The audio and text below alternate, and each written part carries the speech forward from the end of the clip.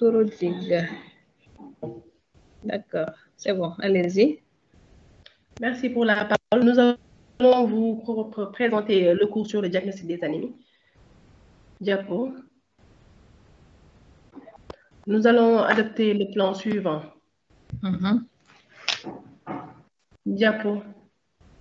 En généralité, définition, nous définissons l'anémie comme étant une diminution du taux d'hémoglobine en dessous de moins de déviation standard par rapport à la moyenne pour l'âge. Diapo. Donc, comme intérêt, donc c'est un symptôme fréquent, donc c'est un problème de santé publique.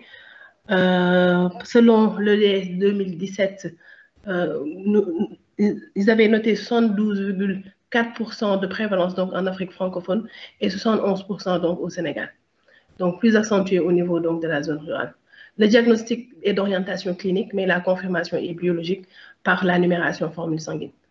Donc, il faut diagnostiquer et traiter très tôt avant que ça engage le pronostic vital donc, du malade.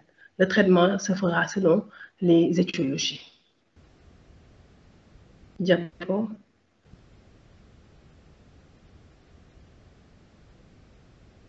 Diapo. La physiopathologie de l'anémie. Il faut savoir que l'anémie est due soit à un défaut de production médulaire donc, au niveau central, soit à un raccourcissement donc, de la durée de vie de l'hémoglobine par des causes donc, hémorragiques, ou bien une importante par hyperimmobilisme, donc des mécanismes qui sont périphériques. Diapositive.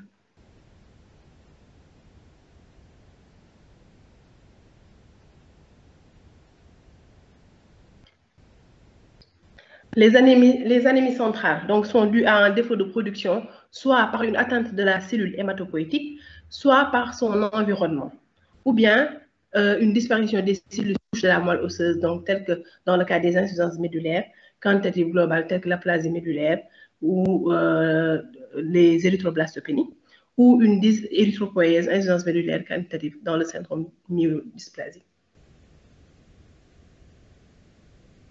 Diapo. Ou encore un envahissement donc médulaire, tel que la présence de cellules anormales hématopoïétiques ou une métastase donc d'une néoplasie X, ou un manque de substrat en matière première telle que le fer, la vitamine B12, l'acide folique, ou bien une anomalie de la structure de la moelle osseuse ou une stimulation hormonale qui est diminuée. Diapositive.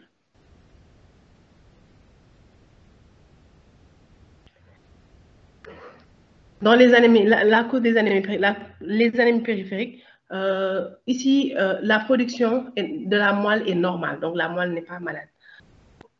On distingue deux types.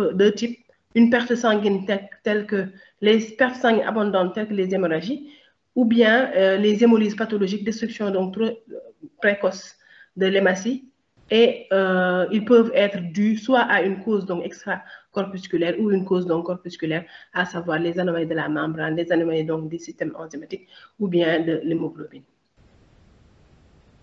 Diapo.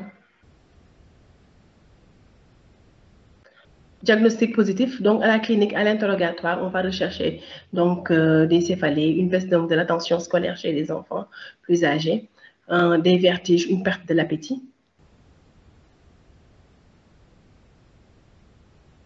Diapo. Les signes généraux, une asthénie, donc révélée la plupart du temps chez les nourrissons à une difficulté donc, de la prise alimentaire. Donc les signes physiques, à savoir la pâleur cutanée ou muqueuse, qu'il faut rechercher au niveau des téguments, au niveau des lèvres, des conjonctives, et qui est nette au niveau palmoplantaire, au niveau de la langue, des muqueuses donc buccales et labiales. Un teint qui est cireux, une dyspnée donc d'effort. Diapo.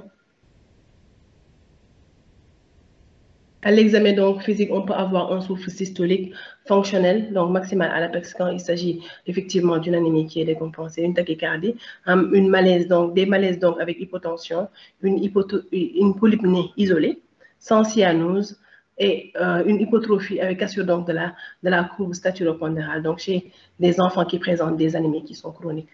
Le diagnostic se fera à la biologie, donc à la numération formule sanguine.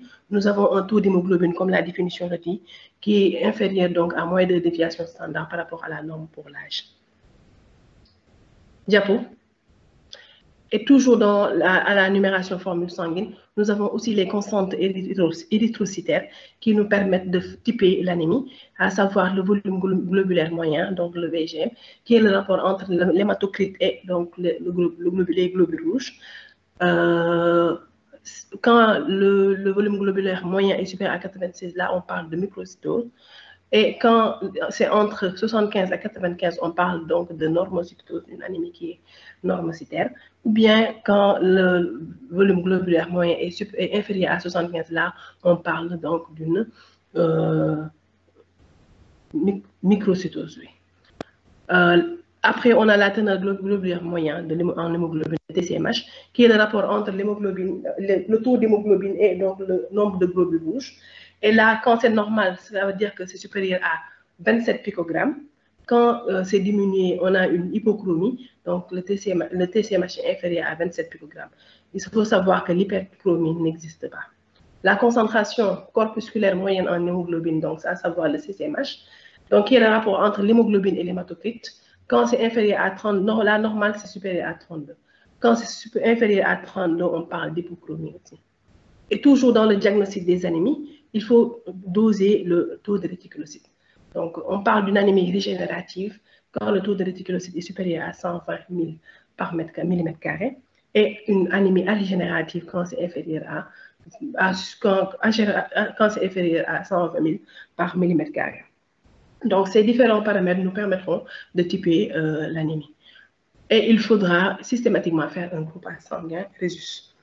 Le diagnostic différentiel, à la clinique, il ne faut pas confondre donc une anémie chez un enfant qui est de teint clair, ou bien un souffle organique, donc une vasoconstriction périphérique. Et à la biologie, il faut éliminer donc une hémodilution qui est quand même rare chez l'enfant. Dans le diagnostic de gravité, donc quand on a une anémie, il faut toujours rechercher les signes de mauvaise tolérance de l'anémie, à savoir un retentissement cardiovasculaire, une tachycardie, une polypnée, une dyspnée au moins d'effort, un malaise, un souffle, un collapsus donc en cas d'hémorragie aiguë, des signes d'insuffisance cardiaque, des troubles de la conscience ou du comportement, une agitation, angoisse, donc hypotonie, une diminution, voire un arrêt donc de la prise alimentaire chez les nourrissons. Donc, il faut rechercher aussi les signes qui orientent vers une cause qui est potentiellement grave, à savoir les signes évoquant donc une cause centrale, telle qu'une atteinte d'autres lignées médulaires,